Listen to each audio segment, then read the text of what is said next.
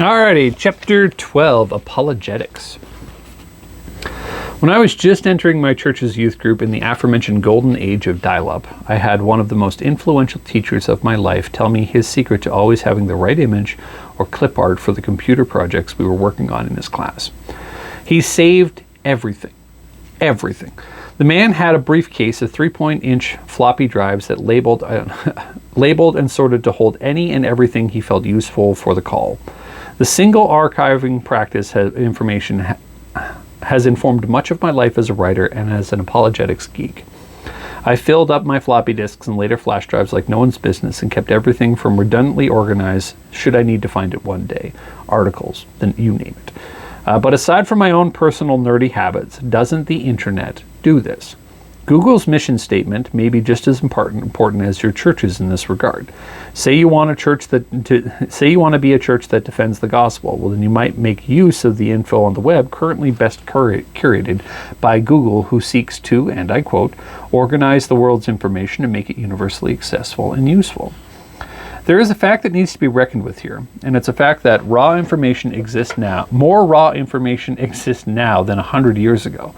Stats and figures and raw information available on your smartphone are orders of magnitude greater than your parents would have had available to them, even at the largest libraries in the world back then.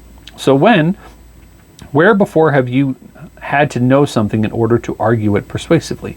Now you simply need to know how to find it.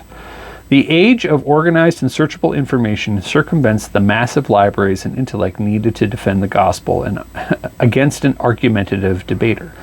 When before, an apologist needed a sizable personal library and memory to be able to recall that library of facts, you can simply know the keywords to find it in that debate. Debating itself might outside of apologetics see the same effect, as knowing something becomes less prevalent than being able to search for it online and recall it. We were all taught in schools pre-1999 that we would never have a calculator with us everywhere we go outside of school, and now we have that. We also have a GPS map service, a text editor across multiple apps, and more social connections and messaging options than any other generation before us. We were lied to in school, plain and simple, not out of malicious intent, but of ignorance of the technology both coming and present. Teachers wanted kids to be able to do long division because of the limits of technology at the time, and hedged to bet on humanity's legendary reliable mind. Snicker. Dave Chappelle said it best: you have to Google shit that I had to live through. Instead of betting on our ingenuity in tech and technology, as if beckoned by a mysterious force, we doubled down, and the all too common smartphone grants unlimited access to the entire age of information via a decent Wi-Fi connection and data plan. I mean, we don't even put our phones down to poop, and maybe that should be for God's sake for once. You can now debate and properly refute an atheist's slam on the faith from your toilet on Facebook. Organized, useful articles, links, and ebooks, ubiquitous flash drives, or bookmarks will be a marginally essential skill in the future, just as essential as knowing how to properly enter an equation on a Texas Instruments calculator back in grade 10 in 1998. We need a different kind of apologetically minded believer in this environment, not just a brainy debater, but a confident searcher of the truth, one that in this age of information deluge will rise to the top if it's the truth they search for. That among all the things needed to be recognized by Christians on the internet, we are not one option in content and opinion among the plethora of the options. We are the true option. We are the righteous truth when it comes to speaking against racism, abortion, pornography, and corruption. When we act as Christians online, we act as agents of truth. And that's why we need to argue persuasively. We need to know what we're talking about. And when we don't, we need to know where we can point people to find the truth that best proclaimed by other Christians. Most pastors at this point would show you to this verse. But even if you should suffer for righteousness' sake, you will be blessed. Have no fear of them, nor troubled, but in your hearts honor Christ as Lord as holy, always being prepared to make a defense to anyone who asks you for a reason for the hope that is in you. Yet do it with gentleness and respect, having good conscience, so that when you are slandered by those who revile you for your good behavior in Christ, they may be put to shame. 1 Peter 3:14-16.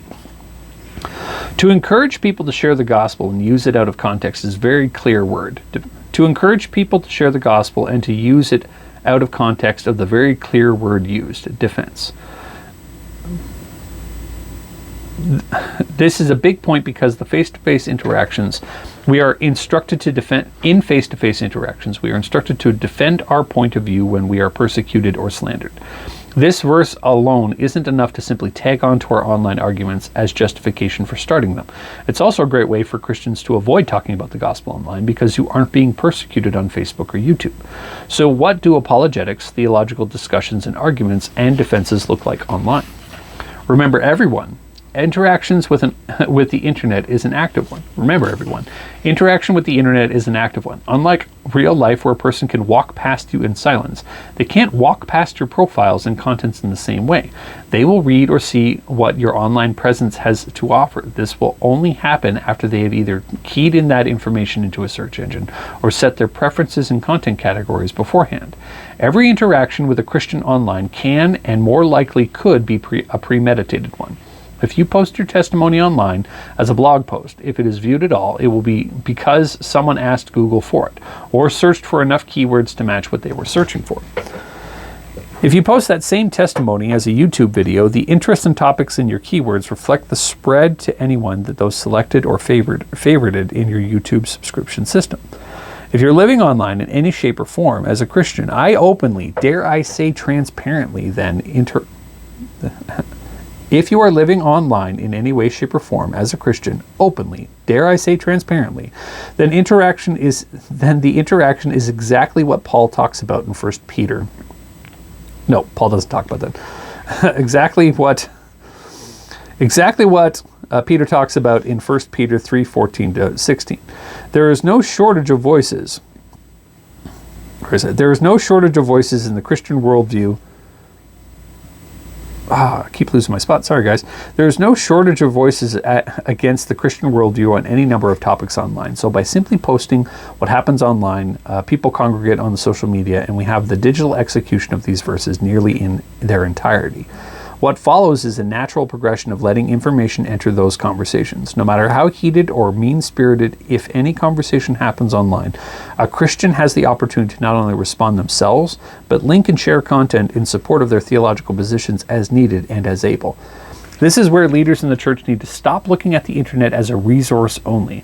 The vastness of the cumulative information cannot be the only facet of this world of technology and connectedness we live in these days.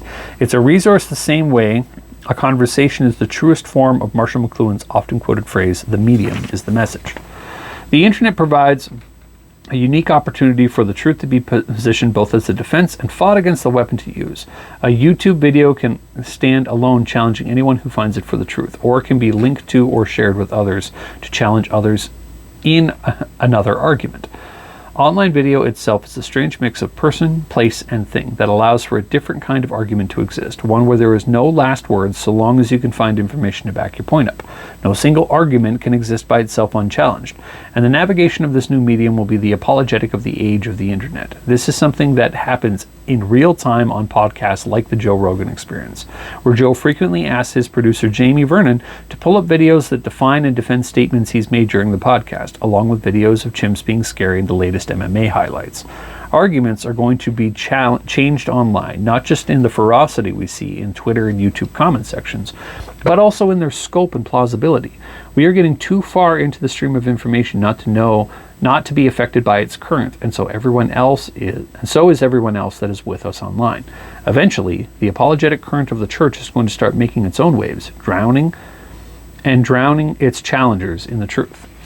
So it's a good thing we're doing this, because I just realized, I said what Paul talks about in 1 Peter 14:16. I clearly missed that Peter wrote 1 Peter, and I was supposed to catch that. I put the wrong name down there. So we're going to edit that in both versions before we republish. But you can see the lack of an editor on the self-publishing process. So, what this talks about, again, like we talked about in the last video, it talks about how we interact with information.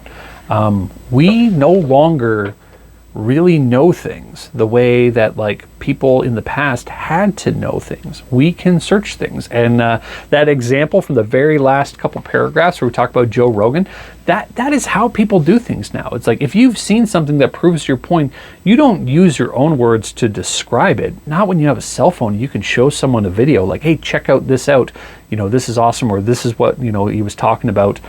That's becoming the apologetic of the age. And what I think is going to happen, what I've thought for a long time now, is that that this is how we're going to see the internet play out. That right now we have the internet as kind of like a conglomerate of everybody using it.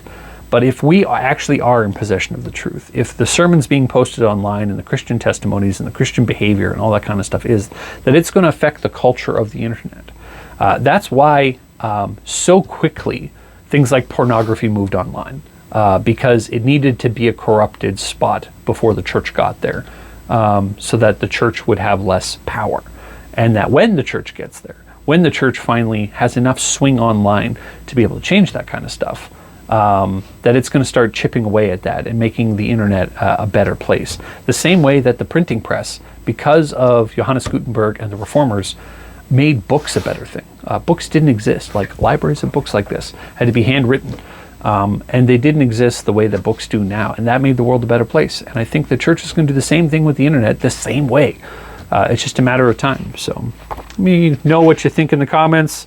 I apologize for saying that the Apostle Paul wrote the book of Peter, and we'll fix that in future drafts. But yeah, the joys of writing your own books.